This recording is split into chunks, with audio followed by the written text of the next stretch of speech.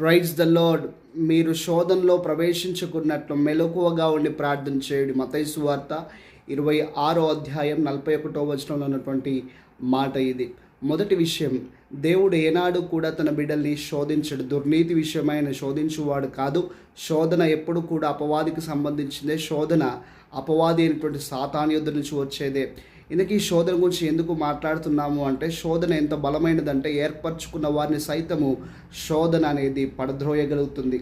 ఉదాహరణకు బైబిల్ నుంచి ఒక సందర్భాన్ని మనం జ్ఞాపకం తెచ్చుకున్నట్టయితే, సంసోను జీవితంలో దెలీలా రూపంలో శోధన ఎదురైంది. కానీ ఆ బలమైనటువంటి శోధన ముందు సంసోను నిల్చోలేకపోయాడు, పడిపోయాడు, పతనమైపోయాడు. కాబట్టి శోధన బలమైందని చెప్పగలను. కానీ శోధన కంటే బలమైనది దేవుడు. ఆ బలమైనటువంటి దేవుని ఎదుట నీవు మోకాల్లోని ప్రార్థిస్తే ఎట్టి శోధనైనా నువ్వు జయించగలుగుతావు. కాబట్టి ప్రార్థనకు అంతటి శక్తి ఉంది. మరి ప్రార్థిస్తావా? మరి